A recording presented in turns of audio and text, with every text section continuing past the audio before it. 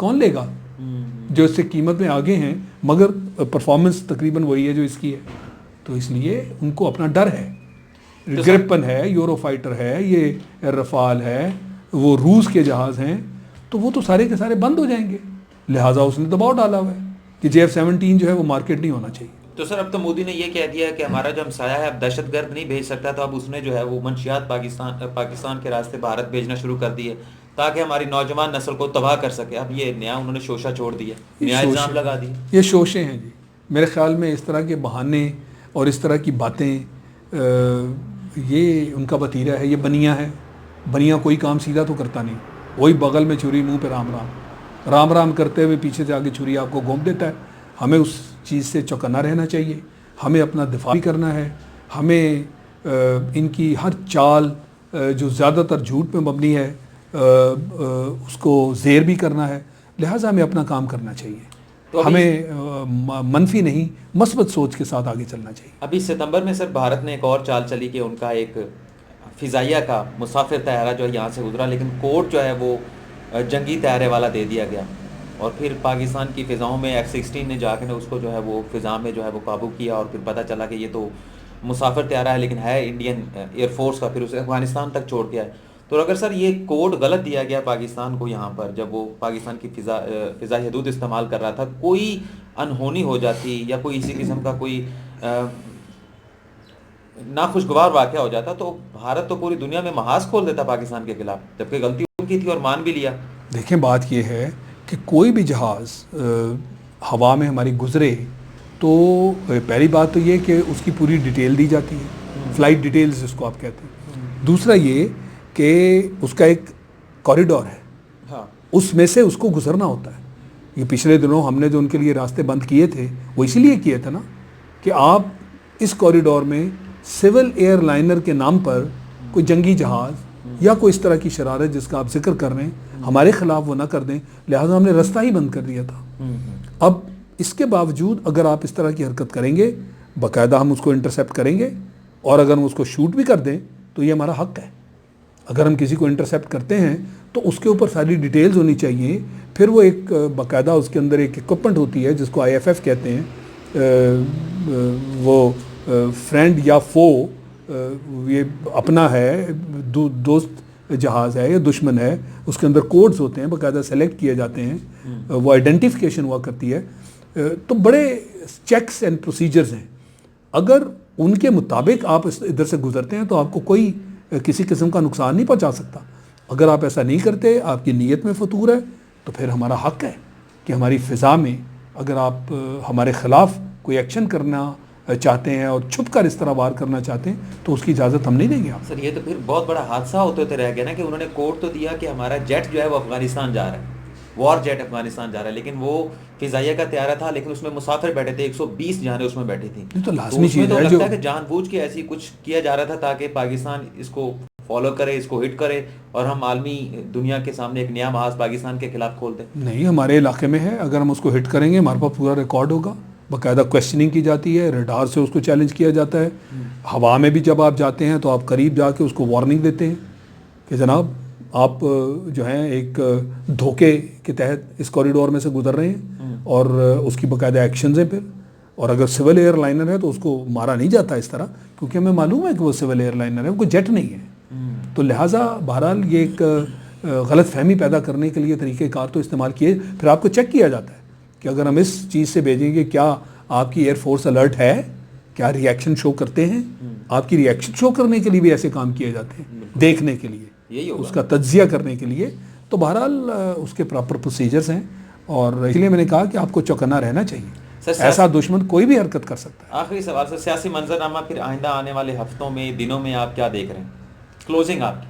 میں یہ سمجھتا ہوں کہ ابھی تو خیر تقریباً 1 ہفتہ باقی ہے, اور اگر ہلکی سی بھی عقل ہے اور اس کا تقاضا جو اس وقت ہے, بہتر یہ ہوگا کہ اس کو یہ دیکھیں, اور حکومت جو ہے سیاسی اجتماع مذاکرات کی بات کریں.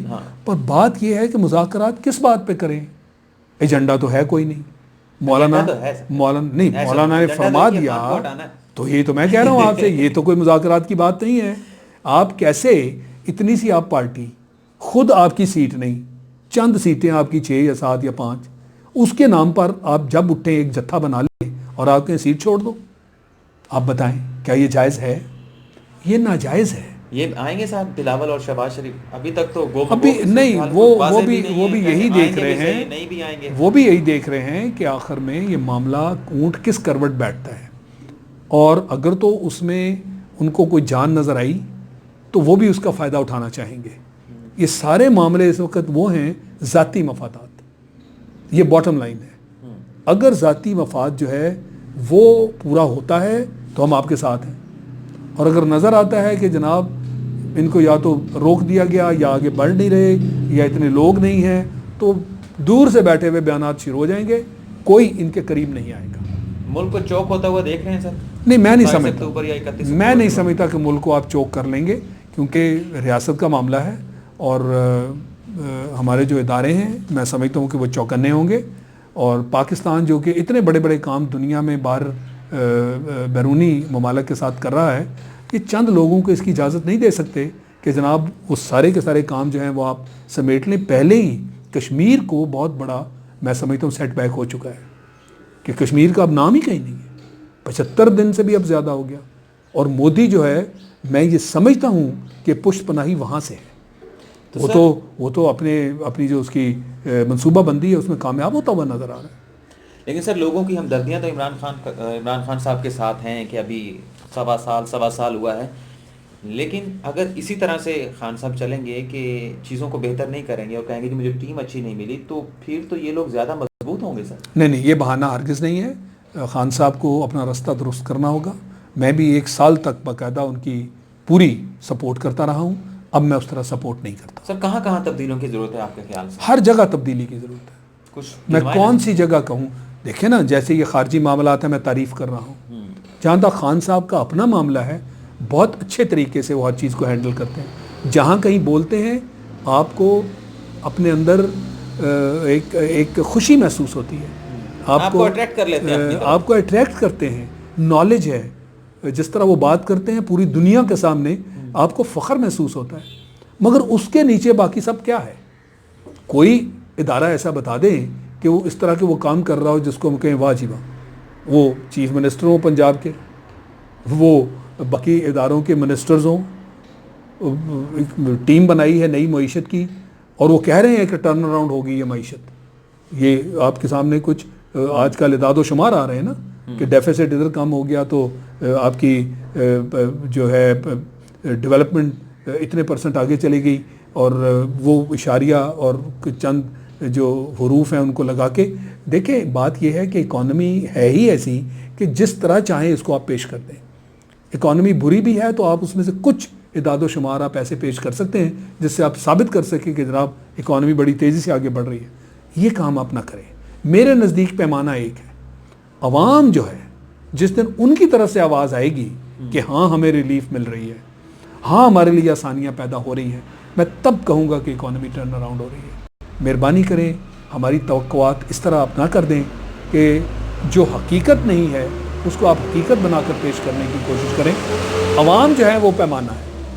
تو جب عوام کی زندگی میں آسانیاں پیدا ہوں گی، وہ صحت کا معاملہ ہو، وہ تعلیم کا معاملہ ہو، وہ معیشت کا معاملہ ہو، وہ اس کو آپ یعنی جو بنیادی ضروریات جو لوگوں کی ہیں اس کے معاملات ہوں، مہنگائی کے معاملات ہوں، وہ روزگار کے معاملات ہوں، یہ ساری چیزیں جب تک عوام آپ کو خوش نظر نہیں آتی، عوام کی بات چیت جو ہے اس کے اندر آپ کو وہ فخر نہیں محسوس ہوتا، آسانی محسوس نہیں ہوتی، ہم آپ کی بات نہیں مان سکتے. سر یہی تو المیہ ہے کہ خان صاحب کے پاس جو ان کے ایڈوائزر ہیں، اکنامک ایڈوائزر، وہ تو وہی بات پہنچاتے ہیں جو انہوں نے پہنچانی ہوتی ہے. قدرتی بات ہے. تو اس کے لیے اسی پر کہتے ہیں کہ معیشت جو ہے بہت اچھی جا رہی ہے. تو پھر اس کا طریقہ یہی ہے نا، اچھے اقدامات کیے گئے ہیں، لیکن پیمانہ وہی عوام کو سکھ، عوام کا سکھ، عوام کی ریلیف، عوام کی آسانی، پیمانہ وہ ہے.